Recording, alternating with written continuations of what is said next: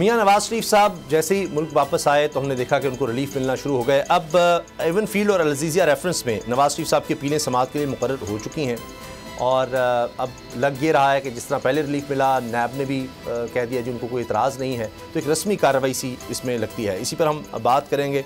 हमारे साथ जहांगीर खान जदून साहब हैं, सीनियर एडवोकेट हैं, आनी और कानूनी माहिर हैं। राजा खालिद महमूद साहब भी हमारे साथ हैं, मिलिट्री कोर्ट्स के हवाले से भी हम उनसे बात करेंगे। जहांगीर जदून साहब, ये मियां नवाज शरीफ साहब वाला जो मामला हमें नज़र आ रहा है, आपको क्या लगता है अब एक रस्मी सी कार्रवाई रह गई है? क्योंकि जिस तरह नैब ने पहले किसी भी चीज़ पर कोई एतराज़ किया ही नहीं है, जो यानी मेन प्रोसिक्यूशन की तरफ से अगर कुछ नहीं है तो अदालत फिर क्या करेगी? देखिए, बेसिकली लीगली ये काम होता है। नैब को थोड़ा सा भी एहसास हो गया कि केस गलत बनाए गए थे, तो ये भी अच्छी बात है कि बंदा अपनी गलती का एतराफ़ कर ले कि जी केस जो है, अगर प्रोसिक्यूशन बेसिकली देखें ये रेफरेंस ही गलत फाइल हुए थे। नैब की अपनी होती है इन्वेस्टिगेशन, उसके बाद मुख्तलिफ स्टेज होती हैं। पहले कंप्लेंट वेरिफिकेशन होती है, फिर उसके बाद एक टीम बनती है, इन्वेस्टिगेशन करती है, केस बनता हो तो रेफरेंस फाइल होता है। तो ये रेफरेंस जो है बिल्कुल जो है एक की बजाय 3 रेफरेंस सुप्रीम कोर्ट के डायरेक्शन पे फाइल किए गए थे। जैसे ऐसा कि कानून के अंदर तो ऐसी कोई चीज़ नहीं है कि कोर्ट डायरेक्शन दे के जी ये वाले रेफरेंस जो है बनते नहीं है तो 3 फाइल कर दो। तो ऑब्वियसली देखें ना, अगर करोड़ का एक एसेट बिहाइंड मीन्स केस है या 1 अरब का है, तो उसका केस एसेट बिहाइंड मीन का रेफरेंस एक ही बनता है, लेकिन उन्होंने 3 बना ली। चलें, अब नैब को मेरे हाल में रियलाइज़ हो गया है, या अभी नई नैब है, नई मैनेजमेंट है कि ये केस ये पोलिटिकली मोटिवेटेड थे, पोलिटिकल विक्टिमाइजेशन के लिए बनाए गए। तो अच्छी बात है अगर वो विड्रॉ करना चाहते हैं या उस पर बहस नहीं करना चाहते, या वो कहते हैं कि अगर इनको आप अपीलें इनकी एक्सेप्ट कर दें तो हमें इतराज़ नहीं है। हमें नहीं पता क्या कहेंगे, लेकिन अगर उनको ये 100%, क्योंकि फाइलें तो उनके पास है, उनको पता है, सारी दुनिया को पता है किस तरह केस बनाए गए हैं। और अरशद मलिक की जो वीडियो आई है कि जी मुझे प्रेशराइज किया गया है, और ये सबके सामने रोज़े रोशन की तरह जो मॉनिटरिंग जज अपॉइंट हुए, उन्होंने कहा जी आप सैटरडे को भी लगाएं, संडे को भी कोर्ट लगाएं, प्रोग्रेस दें। तो जब अब ट्रायल कोर्ट की प्रोग्रेस जो है डेली बेसिस पे सुप्रीम कोर्ट मांगेगी, और उसके पीछे भी एक जो है कहानी है सारी, तो इसमें मेरे ख्याल में बहुत बड़ी malafide on the part of NAB and the agency who made this fake case. तो अभी अब देखें, अगर वो रियलाइज कर चुके हैं जी के, तो अपीलें ऑब्वियसली लिखें, एक अपील के एवन फील्ड में 2 अक्यूज जो हैं वो अक्यूज बरी हो चुके हैं ऑन द बेसिस ऑफ, तो उसी एविडेंस पे प्रिंसिपल अक्यूज है, तो उसको तो वो केस एस्टैब्लिश नहीं होगा। क्योंकि देखें ना, शौकत अजीज सिद्दीकी की आप शहादत सामने रखें, वो राना शबीब का एफिडेविट सामने रखें, बाकी बेशुमार चीज़ें केस के अंदर बहुत सारी ऐसी चीज़ें हैं। मिसाल के तौर पे उनको पूछा गया, जो आयो था जब ये 426 की सस्पेंशन हुई थी, कि जी आपने इनकम डिटरमिन की थी जब आपने ये केस बनाया था? उन्होंने कहा जी हमने तो नहीं डिटरमिन की थी। उन्होंने कहा ये चार्ट किसने बनाया है? उन्होंने कहा जी हमें तो नहीं पता है। तो जब इस तरह की चीज़ें आपके फाइल के अंदर होगी, तो जो क्रिमिनल केस होता है ये बिहाइंड रीजनेबल डाउट आपको साबित करना पड़ता है कि जी इसमें कोई, क्योंकि आप एक बंदे के फंडामेंटल राइट्स, उसकी जो लिबर्टी है वो कर्टेल करते हैं, उसको जेल में रखना चाहते हैं, उसको सजा देना चाहते हैं। जी, तो लेकिन सर इसमें एक ये भी कहा जाता है ना, एवन फील्ड और अल-अज़ीज़िया में वो मनी ट्रेल का तो आज तक नहीं समझ आ सकी। अब उस वक्त तो कम से कम ये था कि बर्डन ऑफ प्रूफ जो एक्यूज्ड है उस पर था, अगर बियॉन्ड मीन्स का बनता है। इसमें सर 2 चीज़ें, जी उसमें मैं ये प्रामा फिशाई बर्डन पहले प्रोसिक्यूशन ने डिस्चार्ज करना होता है, तब एक्यूज।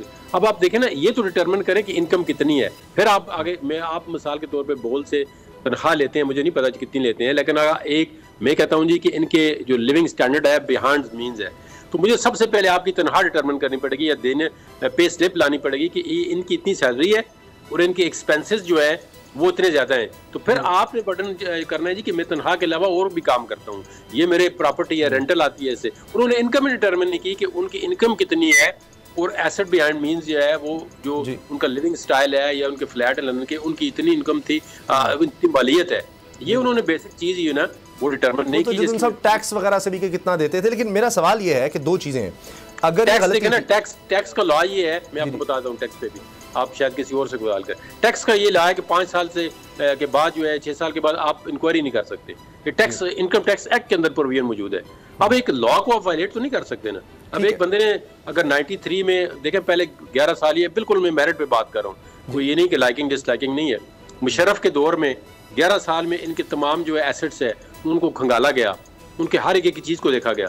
एक बंदा अगर देखना, आपके पास ऐसे लोग आते हैं जो 5-5-10 हज़ार छोटा सा कारोबार करते हैं, अरबोंपति खरबोंपति बन गए हैं, तो वो कहते हैं हमने कारोबार किया है। तो एक बंदा इतने अरसे से जिसकी इंडस्ट्री चल रही हो, तो वो फिर आप उस पर तरह तरह के सवाल। अब बाकी लोग पाकिस्तान के अंदर देखें तो ऐसे ऐसी बिलियनियर फैमिलीज हैं जिनके पास कुछ बिल्कुल इस्लामाबाद के अंदर देखें ऐसे लोग हैं जिनके पाँव के अंदर चप्पल नहीं थे, आज वो बिलियनियर बने हुए हैं। तो ये तो कारोबार कोई बंदा करता है, वो जो पकड़ा जाए उसको तो है, लेकिन वो कतरी खात या वो मनी ट्रेल का तो आज तक नहीं समझ आई। लेकिन मेरा सवाल सर सुन लीजिएगा कि अगर गलती थी, ये सारा आप कहते हैं जी अब नैब को एहसास हो गया है, तो सर ये तो सुप्रीम कोर्ट के जज JIT में सर बड़े लोग एजेंसीज के भी बैठे हुए थे, उसके बाद जनाब सारी प्रोसिक्यूशन नैब के जितने लोग थे वो कुछ तो आज भी होंगे, तो यार रिटायर भी हो गए हैं, तो क्या इसका मतलब है कि उनके खिलाफ कोई कार्रवाई नहीं होनी चाहिए कि जी आपने इस तरह से केस बनाया, आपने पैसा भी जाया किया, आपने गलत किया, और फिर आज अगर कोई है तो उसको भी होगा, अभी पोलिटिकली मोटिवेटेड बना दें, आज कोई और ज़ेर एताब है उसके खिलाफ अब चलते चले जाएं, कोई मसला नहीं है, बाद में अगर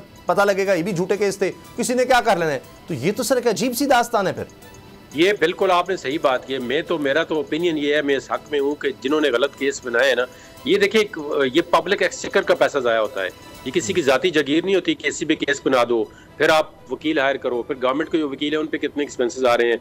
नैब की पूरी फौज है प्रोसिक्यूशन की, तो जाते हैं prosecutor general, additional prosecutor general, prosecutor, deputy prosecutor, तो ये सारे देखो ना, ये स्टेट एक्सपेंस है, लोगों के पैसे हैं, उनके अपने पैसे नहीं है। तनख्वाहें किससे? लोगों से, हमारे आपके टैक्सों के पैसे लेते हैं।